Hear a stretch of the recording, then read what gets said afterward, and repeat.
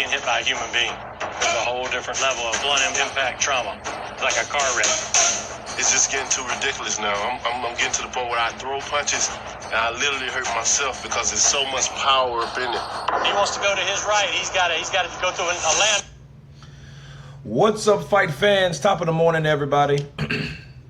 I was just getting around to watching the Wilder versus Ortiz 2 behind the scenes in their fight camp on PBC on Fox. Of course, this aired on the 29th of October, so a little bit over 5 days ago. And I wanted to cover that with you guys because it was a pretty interesting piece. You know, you had Wilder, of course, giving Ortiz a rematch. And, of course, Ortiz was the guy that gave him the most problems, you know, besides Fury. You know, that he definitely hurt him more than any other fighter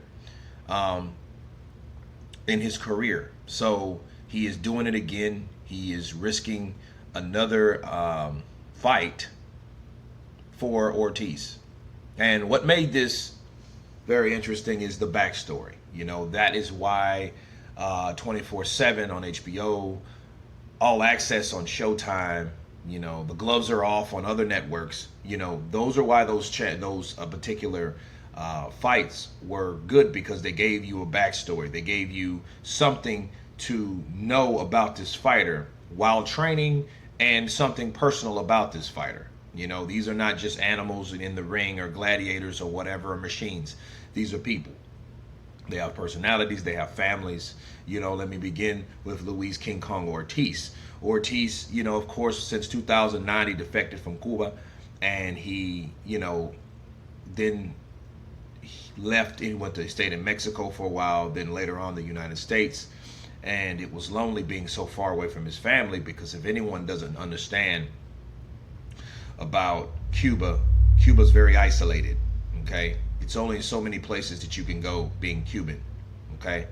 You either got to defect to be amongst everyone else, or you can possibly go to Canada, you know, or other parts of the South America, but not the United States. You know, you have to have a visa to come here or whatnot. So he knew he had to defect to do something that he needed to do to benefit his family. So, you know, that's really what guided and drove his motivation to become who he is today. You know, and he's had a pretty good record. He's beat some decent fighters, and he's a very dangerous southpaw. And he is regarded as one of the best pure boxers in the heavyweight division that we have today. And I like his work ethic. You know, he's a guy that he counters everything you give him, because he shows you that he's fearless. You know, maybe some of that fearlessness is what got him in trouble with Wilder. And I think that's what that was about. He was doing too much, I feel, giving Wilder too much credit and really underestimating Wilder and his speed, because Wilder is fast. He's not a slow fighter. He might be awkward or whatever you want to call him, but he's powerful and he's very fast, okay? Now, with Deontay Wilder, you know, Deontay Wilder is not known for his training ethic. You know, he admitted a lot of things that he got away with, you know, in his sparring camp, you know, in his training camp overall, right? But he is a scuba licensed diver because he has love for water. And he was showing and actually using his love and his passion for water as training also. And this is true. Anybody that's around water knows you have to breathe a certain type of way. You have to control your breathing. And one thing about swimming, it is very beneficial to your stamina, to your endurance, right? Now, Wilder does give credit to his power. He gives it to the Almighty. He gives it to God. He's like, hey, that's God. It doesn't help me with power, you know? So that's God gifted, or God-given, rather. And he started to show how the unorthodoxness of his training could be beneficial. And that's something I thought about, honestly. I was like, you know what? Swimming is one hell of a training exercise. And it is good because you don't go through any like physical wear and tear.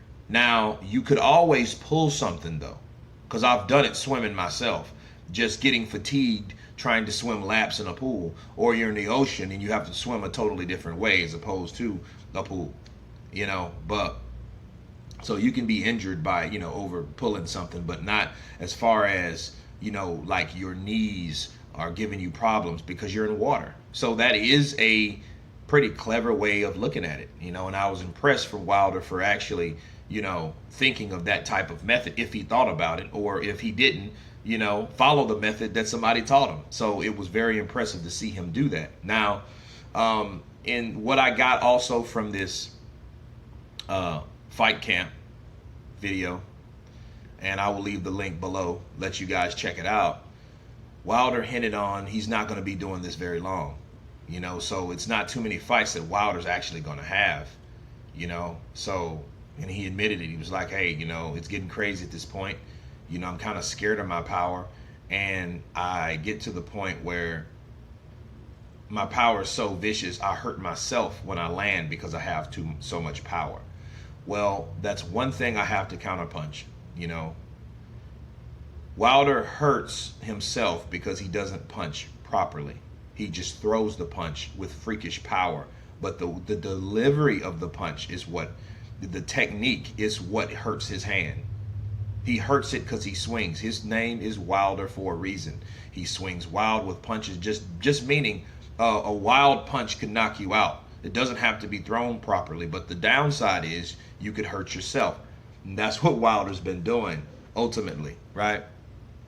So I think that's flawed in that regard. But the power, no, he has the power. It is God given, right? Luis Ortiz, he is older. He does have boxing skill, but will that be enough on the day? That's the question you ask yourself. Both of these guys are training hard to do it once again. But again, it was a great backstory. You guys tell me what you think when you watch it. Of course, I'll leave the link below. Of course, please subscribe. And you guys been Counterpunch. Peace.